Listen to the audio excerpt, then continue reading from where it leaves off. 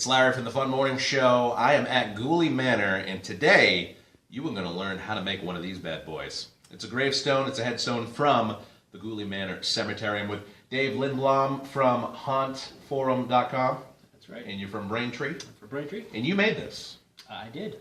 How difficult is it to make this? I mean, do you need to be I'm assuming that you have some like carpentry background, or? I have no carpentry background. No. I sort of learned how to do this on my own. I should say masonry. You know, they deal with stone. Yeah. But how would somebody at home build some of this? Like, what do you need? So you need pink styrofoam, like what you can get at Lowe's for insulating. All right. A jigsaw or a knife, something you can cut through the foam with because it's very soft. You don't need anything. And you can't eat through it. No, it's very you good. can't. Yeah, it's probably not very tasty. A marker to trace the shape onto the stone.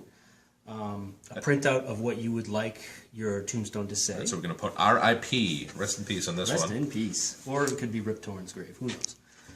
We don't want a pink gravestone. What do we use to make it a different color? And we'll use paint. Just right. Everyday household paint. Beautiful. So the first part of the process is to trace a shape onto the styrofoam. Okay. Now what you want to do is lay the stone down onto the foam and trace the shape out onto the foam. This is going to be what we use as a guide to cut it out with the saw. Alright, the next step is to cut the foam. Okay, I'll get out of his way so he can do that.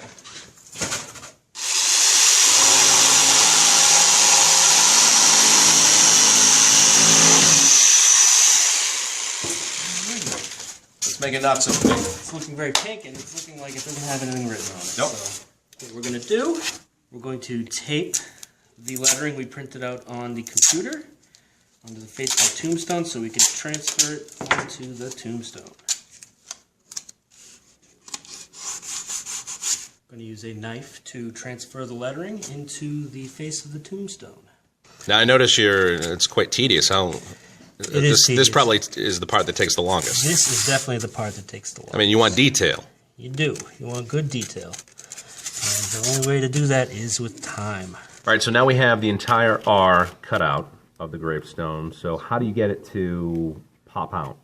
So the way you get it to pop out is you use the knife to sort of dig around so you're the lines you traced. Okay, so you're going to take the R out. Another way you could accomplish this is with a Dremel that has a routing bit. You need kind of a steadier hand to do that, but you wind up with letters that have nice flat bottoms. Oh yeah, so it looks like it came right out of the guys that make the gravestones. Exactly.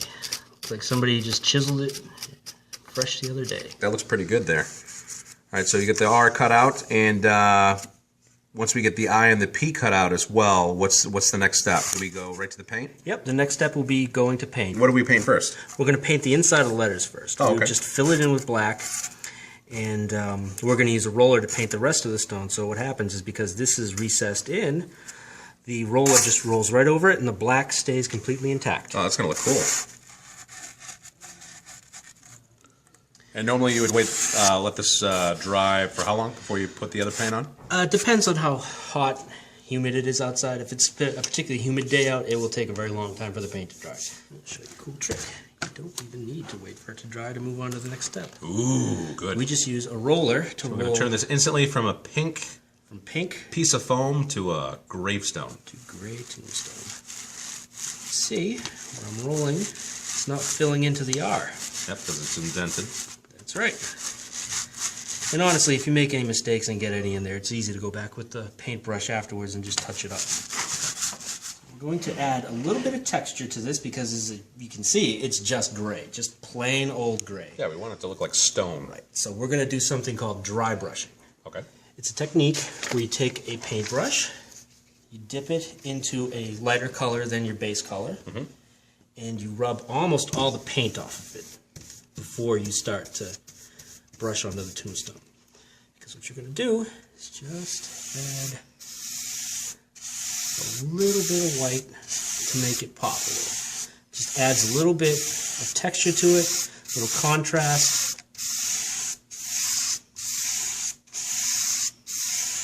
And if you really wanted to be fancy about this, you could have used a paint that has a texture in it to make it look more like authentic stone, but this is the technique that you would use. Oh, I thought you were going to say you were going to grab some birds to make it really authentic. So there you go, a nice easy way to make some headstones or gravestones for your house to make it look more like an authentic haunted house like at the Ghoulie Manor. Thanks, Dave, for showing us what to do. Very little cost. So check out hauntforum.com if you want to figure out, if you want to learn how to make more stuff, Dave can show you. That's right.